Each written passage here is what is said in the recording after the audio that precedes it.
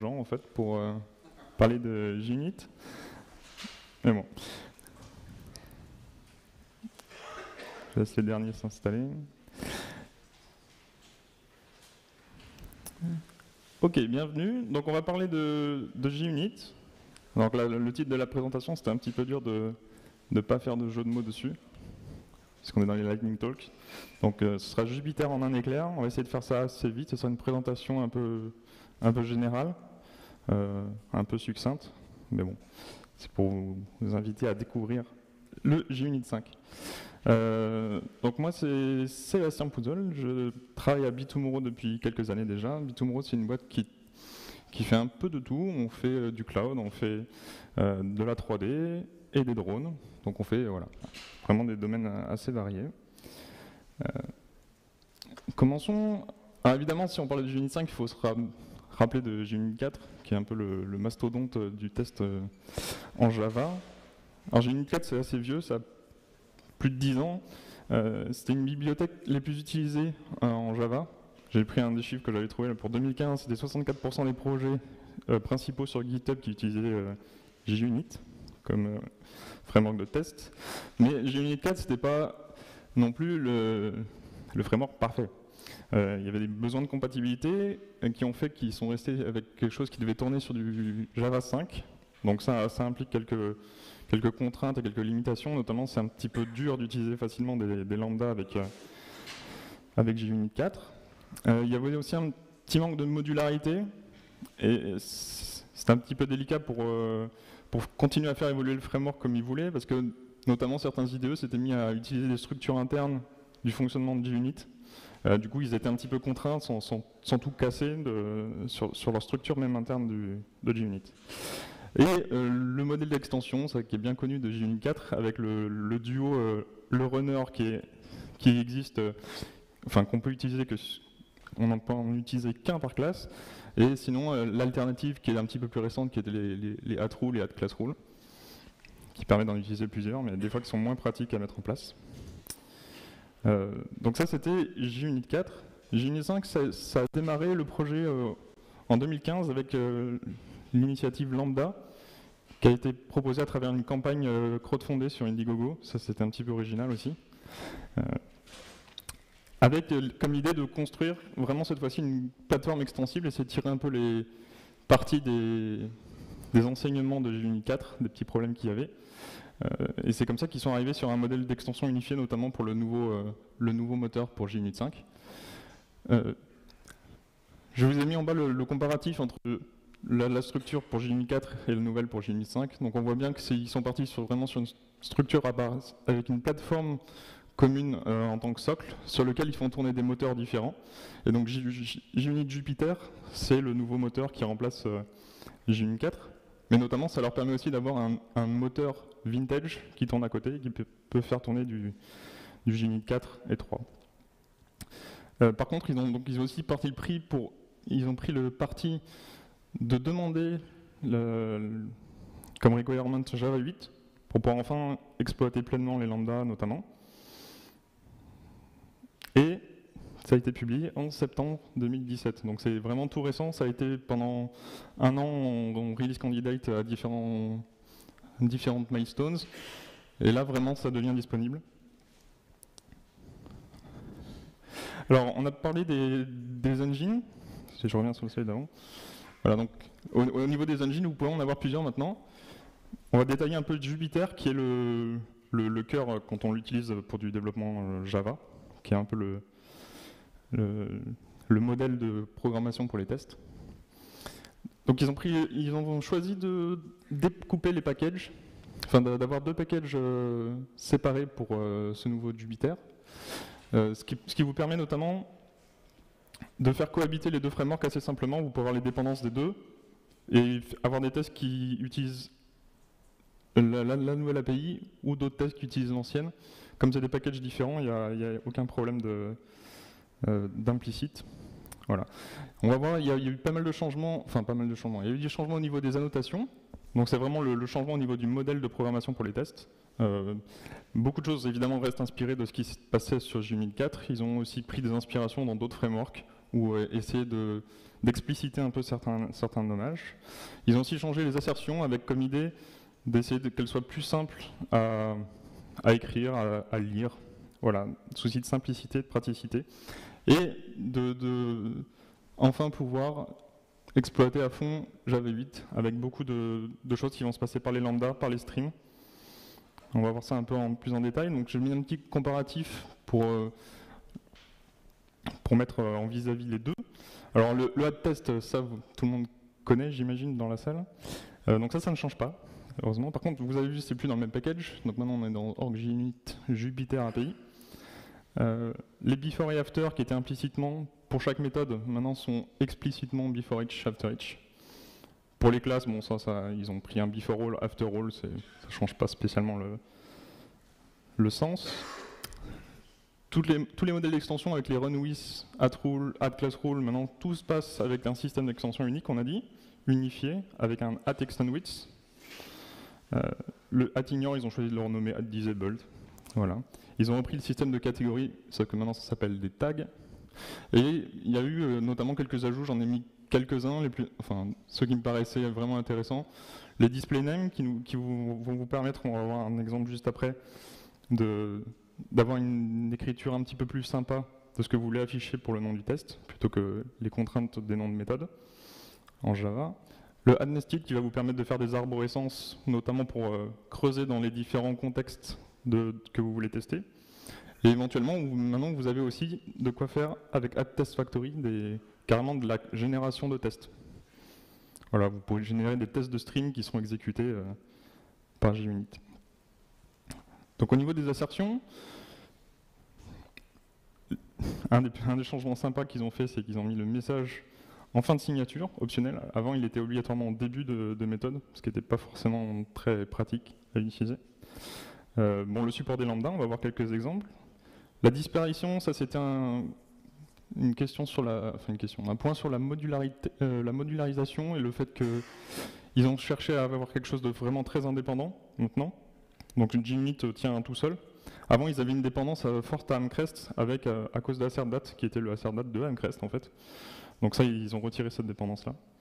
Et donc quelques additions au niveau des assertions, notamment le assert all qui vous permet de faire du soft assert. Vous pouvez assert sur plein de choses en même temps et toutes vont être vérifiées, même si la première fail.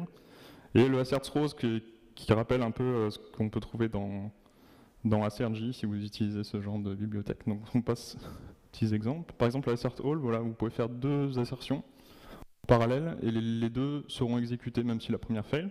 Donc c'est un petit peu plus sympa à écrire. Vous arrivez à voir c'est bon, les exemples de code. Et pour le assert throws, voilà, ça ressemble vraiment à ce qui se passe en AssertJ avec le catch exception.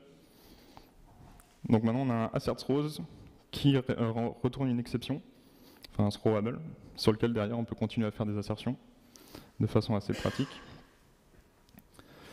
Le display name, voilà, donc ça c'est si vous voulez faire quelque chose qui puisse se lire de façon très fluent, entre guillemets, puis de ne pas vous restreindre aux règles qu'il y a sur les noms de méthodes en Java. Voilà, comme ça. Et vous pouvez le placer sur les classes aussi.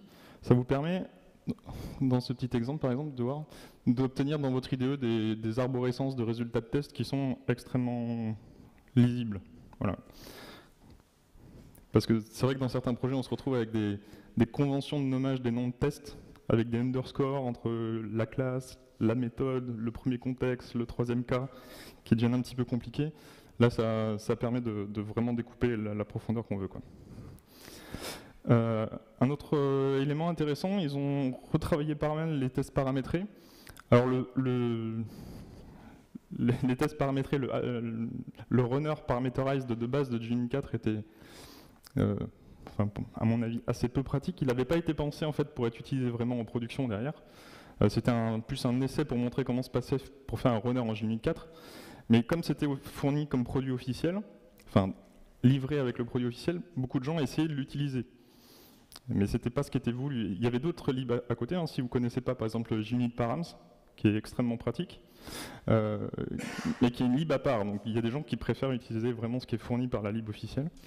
Donc pour JUnit 5, ils ont choisi de le détacher dans un module séparé et de refaire un travail dessus pour que ça ressemble beaucoup plus à du unit params. Donc vous retrouvez un peu les mêmes idées, vous avez des sources de paramètres possibles sur vos méthodes de test. Là je vous donne un exemple avec une liste de strings. Voilà, vous pouvez itérer sur 3 exemples de fruits par exemple. Mais vous pouvez faire sur plus que sur des listes de strings. Hein. Vous avez par exemple le CSV file source si vous voulez carrément balancer des CSV de paramètres. Ils ont rajouté aussi de l'injection de dépendance. C'est valable pour les méthodes de setup, pour les méthodes de test. Donc vous pouvez faire des choses un petit peu en plusieurs temps, genre faire le setup avec la configuration de vos mocks par exemple, et puis dans votre test les utiliser en vous les faisant injecter par paramètre, si vous trouvez ça plus pratique. Là l'exemple que je vous donne c'est avec du contexte, ça c'est les injections qui sont fournies de base. Par exemple on peut récupérer les informations du test qu'on est en train de faire tourner, ça peut être intéressant. On peut aussi récupérer le reporter si vous voulez enrichir un peu le contenu de ce que vous sortez sur votre test. Et c'est utilisable par les extensions, et notamment on va le voir avec l'extension Mockito par exemple. C'est un des exemples que l'équipe de JUnit a donné, où vous pouvez vous faire injecter par exemple un @object, et automatiquement l'extension vous injectera un mock que vous pouvez manipuler comme vous voulez. Voilà, alors je vous donne une petite référence parce que l'extension Mockito officielle n'est pas encore sortie. Mais quelqu'un a fait une version un petit peu plus enrichie que l'exemple de base que donnait l'équipe de JUnit. Donc ça peut être pratique si vous voulez rapidement pouvoir l'utiliser. Alors transition vers JUnit, ça peut être progressif. Comme on a dit, JUnit, la plateforme, supporte plusieurs moteurs. Donc vous pouvez faire tourner Vintage, qui supporte JUnit 4 et JUnit 3. Vous pouvez faire tourner Jupyter. Il peut tourner aussi sur JUnit 4 si vous n'avez pas envie vraiment d'avoir la plateforme en tant que runner. Par contre, vous aurez quelques limitations, notamment les display names qui ne marchent pas. Mais du coup, par contre, une fois que vous êtes passé à JUnit 5 avec la plateforme, vous pouvez tout à fait faire cohabiter les deux moteurs et faire tourner des tests JUnit 4, des tests JUnit 5, et même plus que ça, si vous voulez faire tourner Spec ou des choses comme ça en plus. Alors l'état de l'écosystème, par contre, il est tout jeune, hein, puisque comme on a dit, c'est sorti en septembre, c'était intégré dans IntelliJ depuis un moment, il fallait faire vraiment attention à la version à laquelle vous travaillez, il fallait que ce soit la même entre celle que vous déclariez et celle qui est intégrée dans l'IDE, ou alors il fallait faire vraiment des setups un peu compliqués. Et Eclipse, ils l'ont sorti dans Oxygen 1.07, enfin la toute dernière là, normalement c'est dedans. Et c'est évidemment disponible pour Maven et Gradle, c'est pas encore extrêmement bien intégré, notamment dans Gradle. Il y a des petites blagues. Mais bon, le comportement de base marche. Si vous commencez à faire des choses un petit peu plus compliquées, il faut faire attention. Les extensions, comme j'ai dit, Mockito, c'est à venir, c'est pas encore prêt. Par contre, c'est très facile de l'utiliser. L'exemple de base qu'il donne, en fait, fait 30 lignes. Alors, soit vous faites votre classe à vous, Mockito extension, soit vous prenez celle que je vous ai donnée là, qui marche directement. Et Spring Extension, alors c'est dispo dans Spring 5, qui est juste sorti, pareil, fin septembre. Et sinon, ils avaient fait un projet de test Spring Test Dash JUnit 5 que vous pouvez intégrer dans du Spring 4, il n'y a pas de problème. Voilà. Donc en conclusion, JUnit 5, ils l'ont vraiment pensé comme une plateforme. Ça vous permet aussi de conserver tous les tests existants, donc la migration peut être assez souple. Vous avez les quelques les nouvelles fonctionnalités disponibles avec Jupyter, notamment les nested, donc les arborescences de tests, les noms d'affichage, les streams, les lambdas. Et c'est aussi un socle pour les outils de test en JVM, notamment, peut-être que certains connaissent déjà Spec, qui est plus orienté Kotlin, mais qui tourne sur JUnit 5. Donc ça permet ce genre de framework aussi. Mais c'est encore très jeune. Bon, il y a beaucoup d'intégrations d'extensions qui ne sont pas encore sorties, qui sont en préparation. Et c'est à explorer, puisque ça dépend ce que vous faites avec vos sorties de test notamment. Je sais que le reporting, par exemple, avec Gradle est un peu exotique. Donc, si vous faites du reporting où vous avez besoin d'avoir des rendus graphiques jolis, etc., il faut tester avant. Parce qu'on a eu des...